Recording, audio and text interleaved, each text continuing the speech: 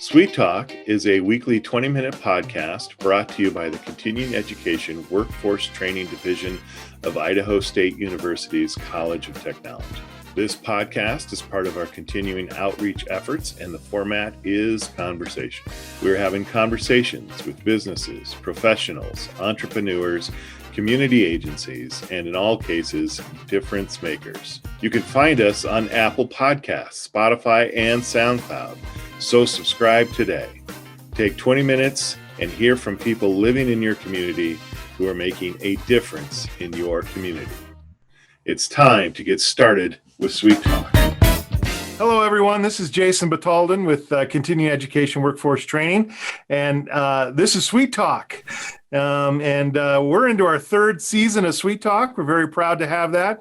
And we have a special guest on the show, and we have a couple esteemed members of our CEWT team on the show today. So Paul's not here, so that gives me opportunity to tease him next time we're on the show. But we're not missing anything with Paul because Scott, you're on the show. Scott Stevens. All right. Oh, I'm Scott Stevens. I'm glad to be here with all of you. But hey, my job, I'm actually the business consultant for the Continuing Education Workforce Training, but I also coordinate an event that's coming up. I'm pretty excited about. It's called the Construction Combine. It's sponsored by ISU, also by Home Depot, and our special guest today, our big partner of it, AGC. And so we're excited for that coming up. It's March 31st and April 1st of this year. We're doing it. We've got clearance. You know, I got the email today that, hey, we're good to hook. Right on. So at least I think I did. I got the email. I haven't necessarily read it. It's like encrypted. But I think we're good to hook. And so I'm pretty excited about that. Well, you've said it now publicly, so they can't go back now. That's right. That's right. They'll look. It's on their plate now. It's on That's right. We've announced it. We're going for it. Gary, you're on the show with us today, the director. And Gary, how you been? Good? You've been crazy busy? Good. It's good to be back and see you, Jason. And Scott, glad to have you on board. I was thinking earlier the challenge is going to be for Wayne to get a word in edgewise between you and me. We're going to have to watch ourselves on this. Yeah. Hey, so we're ready to go. Let me just say something here. Wyane Hammon has been gracious enough to join us here on CEWT Talk, and it's gratifying to have him here with Scott, who will be our special guy putting the ad libs in. But Wyane is the chief executive officer for AGC here in Idaho, so he fills a very special place in the commercial industry, construction industry, and we're glad to have him on board talking about what AGC does. So, Wyane, welcome. Thank you for joining us. I'd like to start this just to give everybody an opportunity to learn a little bit more about you. I'll ask you to say a few things about yourself and how you got into AGC, but I'd like to start with you are your family's longtime resident of Idaho. I looked at 6 generations. My family moved to Idaho about 30 years before statehood, 1864. Wow. And we've lived in eastern Idaho ever since. So I grew up just up the road from ISU. I spent many a night doing homework at the ISU library. Yeah. Wow. Yeah, that's good. So you are a native. That's great to have you here. All right. So Scott, you wade in anytime you want, but I want to let him lead with the first response here is talking about AGC. What is AGC? What are you doing in Idaho? And just let us know. Sure. Everybody in the construction industry, I think, has heard of the term AGC. For those who aren't familiar with this, it's Associated General Contractors. And even though we have general contractors right in our name, over half of our members are actually specialty contractors, electricians, painters, plumbers, those type of things. And so we represent the entire side of the commercial industry.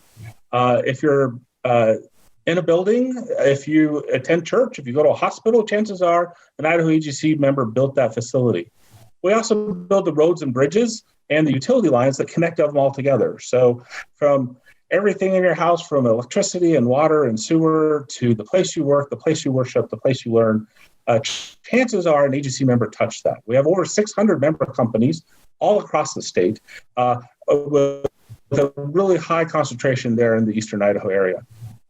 It's the one place where folks in the commercial industry can all sit at the table as equals. We have union members, we have non-union members, we have large international members, we have small local members, and we have family-owned members, we have corporate members. It's the one place where if you're in the commercial industry, you can sit at the table and share ideas and work together. Yeah, that's great. That's awesome. I just want to clarify, commercial is not residential, but within a residential development, there's also opportunities there for construction workers on pipes, electrical, and all that too. So it's integrated within residential development, right? It very much is. Our members do the sidewalks, the roads, the sewer systems, the telephone lines, all the things that builds the subdivision out. Is done by an AGC member. Then we turn it over to the home builders who come in and actually construct the single-family dwellings. Now, if you live in an apartment complex, that's a whole nother issue. Yeah. Our members build all the multifamily housing in the state. But single-family folks have their own association. There are a lot of them. There are a lot of single-family contractors, and so they have their own association, the home builders. And they also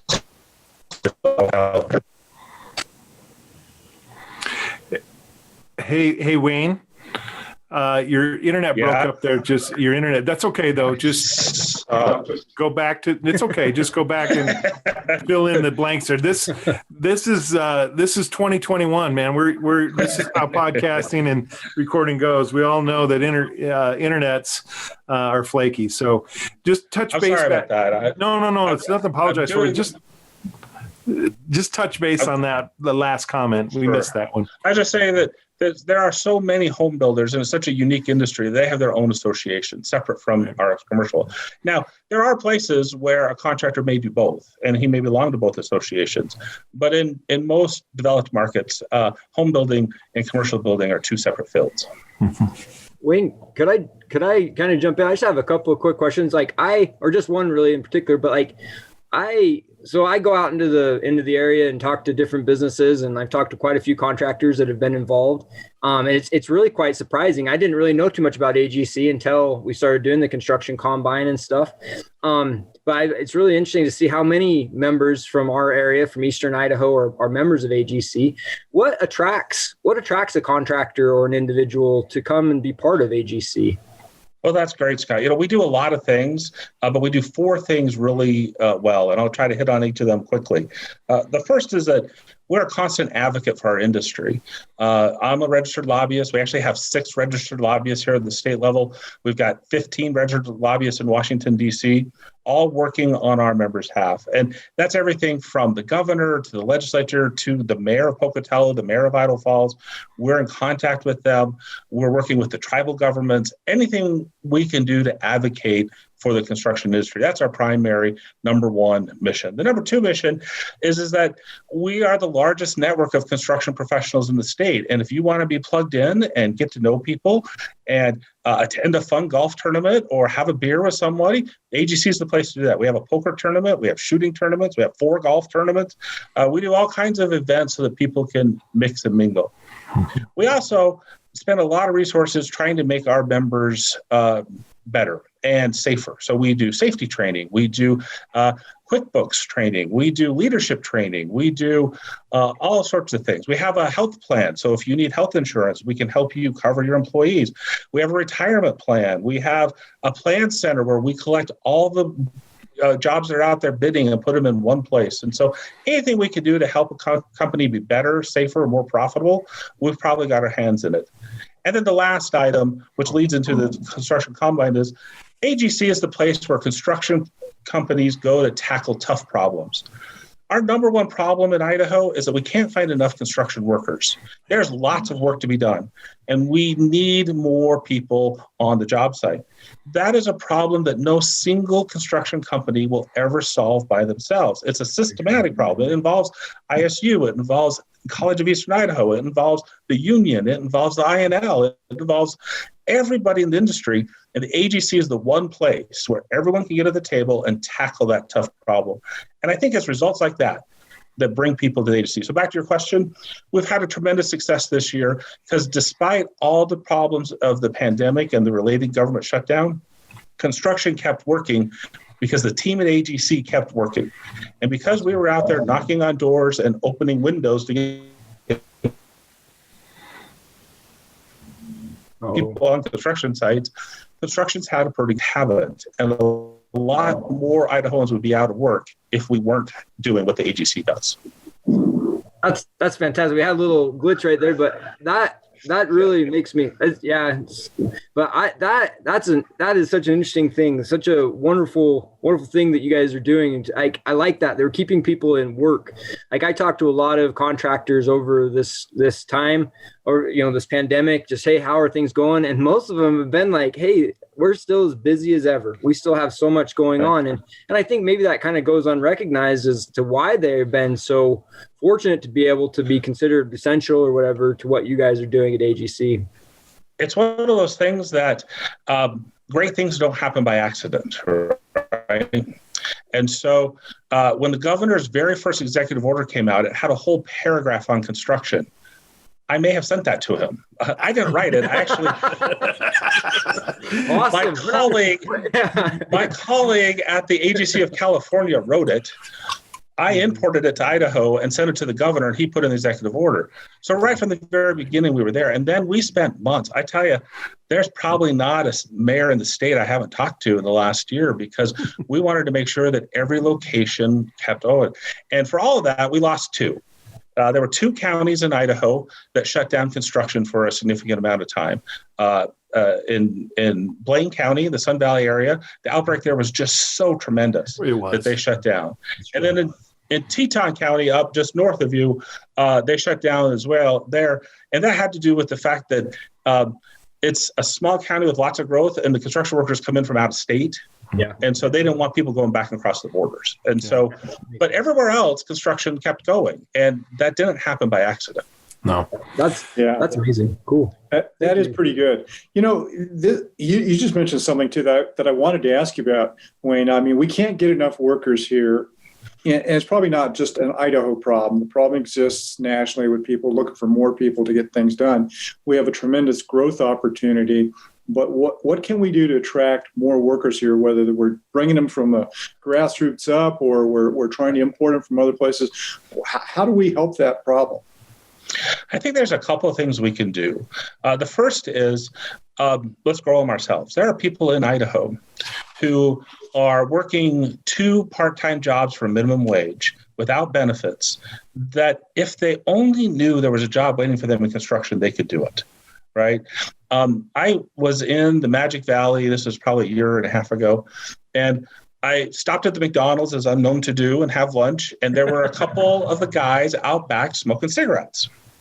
So I went out back and asked them, I said, look, you guys are young, healthy. Why are you working at McDonald's? And their answer was, well, it's the only job I can find in Rupert. Well, just down the road, there's a construction company hiring. Yep. Just down the road. And I said, well, why aren't you coming down here? And, and so we have to educate them. And that's why things like the work that you do at ISU, the construction combine, these type of innovative things to just show people it's a possibility. You put that automatic roofing gun in someone's hand and you can hook them. They want to be a construction worker after that, right? It's pretty cool. Right. I got a funny little story I want to add on that. Is a good friend of mine is a contractor here in Idaho Falls, and my sons work for him. And my daughter, while she was going to college, was working at a fast food joint, to do her thing and get her through. And she would keep sending guys that was working in her place to my friend for jobs. And to be honest with you, my buddy came up to me one day and just says, first of all, your daughter is my number one recruiting agent. And number two, I take, if they come with a fast food on their resume and they've been there, for a substantial time, I always hire them, because the people that come from that environment, number one, know what it means to work and meet deadlines. And number two, don't want to go back to the fast food. And they're my best crew. He calls them my fast food crew, and he loves them. So, I mean, it sometimes it is, right, is making making that population, the underemployed population, aware of that there is an industry begging for people who know how to work and are willing to be trained. So you're exactly right. Like I said, I grew up on a small family farm just north of Blackfoot. 5 kids in our family. Well, my brother now owns the farm and runs it. The other 4 of us had to go find something else to do, right? That story's repeating itself all across Idaho. We could, if people just knew, it's the best untold story. Out of the 6 most highest number of jobs in construction. So you think of that, laborer, foreman, 5 of the 6, the wage in Idaho is higher than their counterparts in any other industry in Idaho. The average construction worker makes almost double the average wage in Idaho, and he gets benefits. Yeah. And she gets paid time off. And she can live anywhere in the state she wants and have a horse or a snowmobile and travel for work. It's a great story. Now, it's not easy, right? You got to be able to show up on time. You got to be able to follow a straight line. You need basic math skills. You need to be able to read a blueprint. And quite frankly, you have to be able to pass a drug test. Yeah. Right. And if you can't pass a drug test, we can't put you in a piece of equipment. So there are limiting factors, but I think there are people in Idaho that if they just had the opportunity, and again, I keep coming back to Scott, that's why the Combine is such a great idea. Take these people who are underemployed or unemployed and put a nail gun in their hand and let them go to town. Yeah. And they come away from that thinking, I can do this. Mm-hmm. Absolutely. It's funny, Dwayne, that you mentioned that. Like we got our Combine going this year again. And we had to get out and recruit pretty hard to get, I offered 74 seats in the Pocatello Combine. And we're right now, I kind of shook the bushes a little bit over the last week. And I have 81 people that have applied. And so we kind of allow to go over just a little bit, just, in case people you always have some fallout stuff like that. Yeah. But yeah, I mean, and I think the other thing that people don't realize with the construction industry is I look back in the people that I know that have done well financially and successfully in life. And I would say at least 75% of them were in the construction business. The amazing thing so we just gave our Lifetime Achievement Award to Milford Terrell. He was on the State Board of Education for a while. He's a plumber. Grew up an orphan here in the Boise area. Never went to college. Became an apprentice plumber at the age of 16. And now owns one of the largest, one of the 50 largest companies in Idaho. And he's done it all on his, it's amazing. When we interviewed him about this Lifetime Achievement Award, I asked him, what are you the proudest about? He goes, my employees, over time, we've spun off almost another 50, 60 independent companies from people who learned their trade from me and are now running their own company. And he said, they're my competitors, but I feel like they're my grandchildren because I helped train them. Yeah. And it's a wonderful story. It's a great story. And that's what's kind of neat too about contractors and just the people that we've met. Again, construction comment. I grew up in the construction industry. My dad was a subcontractor and stuff. And just the willingness to help. Just the desire. They need to make money. They understand.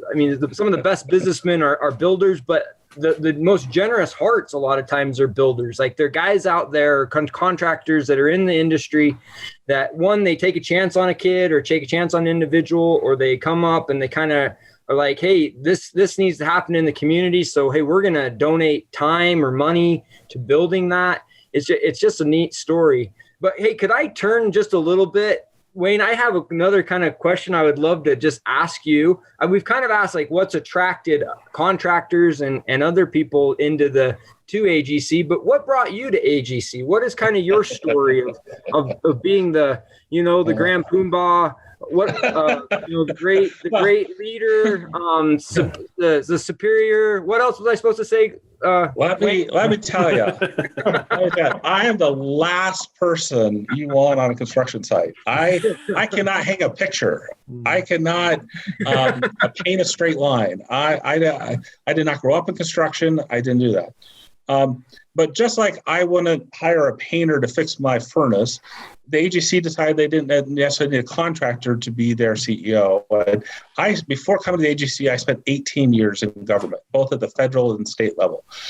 I worked in Washington, D.C. for 2 senators. I was a lobbyist in D.C., and then I worked at the U.S. Department of Agriculture here in Idaho for 6 years, and then I worked for Governor Otter his first 2 terms. And after 18 years in government, I'm so happy not to be a government employee. I say that knowing that all 3 of you are technically government employees. But that's what I do. Anybody who works in the government can tell you that when it comes to problem solving, government's the worst vehicle to do it, because you can see a problem. You can all agree on what the answer is to get there, but there's so many bureaucratic BS roadblocks in the way that you can almost never actually solve the problem, right? It's even worse in education because you have all the government bureaucracy and all the higher ed bureaucracy on top of it. But anywhere in government, no matter where I worked in government, there was always a problem with, well, we can't do that because Senator so-and-so doesn't like it that way. Or we can't do that because the governor made a promise 15 years ago that he wasn't ever going to do. There's always some roadblock. Oh, you can't do that in Pocatello because then you got to do something in Rexburg as well. Or there's always some excuse. Contractors don't care. They do not suffer fools. They do not care for roadblocks. My very first meeting with the agency board of directors after they'd given me the job, we sat down to do some goal setting, and they said, we want you to go do this, go do this, do this. And the list got pretty long. And I said, look, these are some pretty big mountains you're asking me to move. And the contractor next to me leaned back and said, you know, Wayne, I'm an excavator. I move mountains every day. And so I had to find a better excuse. Yeah, awesome. Because I love working for contractors. They are no nonsense, get the job done. If it's a good business sense, let's do it. If it's not good business sense, let's not do it. And there's so little waste in construction because everything is such a thin margin that I thoroughly enjoy the people I work with. They're just wonderful people. And like I said, I felt like when I worked for the government, I was a great government employee, I think. I felt the mission. I was there to help people. I was there to make government better. But there's only so much you can do. And I found that being on the outside, I can still affect government, but show a lot more results. Yeah, thank you. You know, I think we're getting a little short on time here. I want to make sure we get Wayne an opportunity maybe to talk about something about, hey, where he hopes AGC is going to go. If people wanted to reach out to you, Wayne, or your team, you know, how could they best get in touch with you? 2021 is looking like it's going to be robust. What kind of plans do you have? Well, we're doing a lot of things to prepare for construction season. You know, the building side of the thing keeps going all year. The highway side kind of slows down a little in the winter. And so our next big event is in March 12th. We have our annual ITD Highway Forum. And it's an opportunity for anybody who works in highway construction, agency member or non-agency member, anybody, to sit down with the leadership of ITD statewide and talk about what's going on.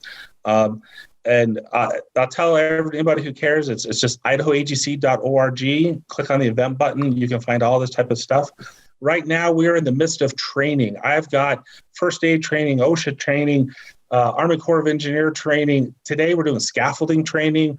We've got online training, in-person training in Idaho Falls, Twin Falls, you name it. Right now, while it's cold, we're doing training. And so if anyone's looking for anything like that, we got going on. We are excited, though, that as soon as it gets a little warmer, we're doing a clay shooting tournament in Blackfoot. It's the first time we've done this in Eastern Idaho. I think it's scheduled for early June.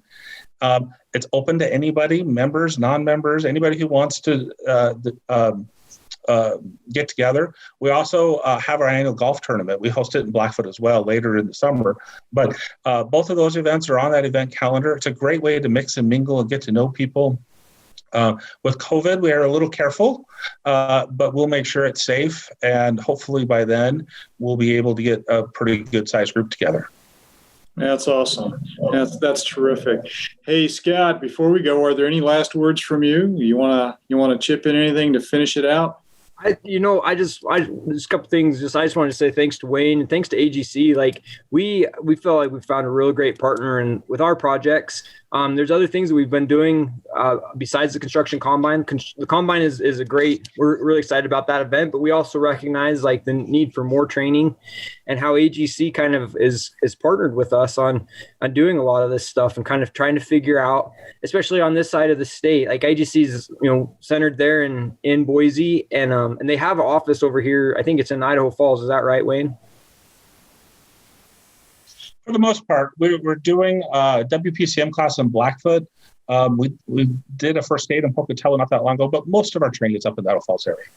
And so we just are really, really grateful. It's just neat to see these opportunities and see these organizations that are very community centered. So thanks, Wyane, for all you do for the combine and your partnership with that. So thank you. Well, we value our partnership with ISU. We think you all are doing a great job.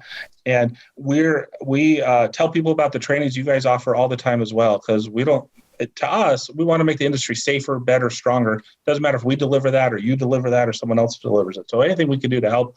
But we think you all are doing a great job there at ISU. I'm proud to be from Bengal country and think you all are doing anything we can do to help. We're happy to do it. Excellent. Thank you very much, Wyane. All right. Hey, Jason, I think we're close to the end of this thing, right? I didn't hear a buzzer coming on out, but I feel like we're there. So I want to say thank you to Wyane Hammon for joining us today.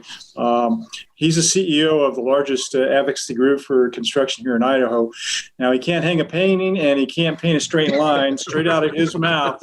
He leads that group and has done a fantastic job here. And AGC in general is a national group doing fine work. And so we're proud to be associated with them and for the work that you're doing with our construction combine support you give across the states, not just in Pocatello, because this thing's taken off for that way too. Thank you, Wyane. Thank you for that support. We hope our audience has had a chance to learn a little bit more today on this podcast about AGC. If you have any questions, he gave you the website. I think it was www.agc or idahoagc.org, right? Correct. idahoagc.org. Maybe we can get Paul to put that up. Yeah, you can reach him there or his team there. They got a fine team. It's small, but they're feisty. So reach out to them. They can all probably draw straighter lines than he can. We are sweet. Please look for us online at cetrain.isu.edu. Let us know what you think. If we need to do something different, you'd like us to cover something, that's what we're here for. You all, you have a safe time out there. Thank you again, Wyane. Thank you, everybody, for joining Sweet Talk. Right on. Thank you. Thank you, Wyane.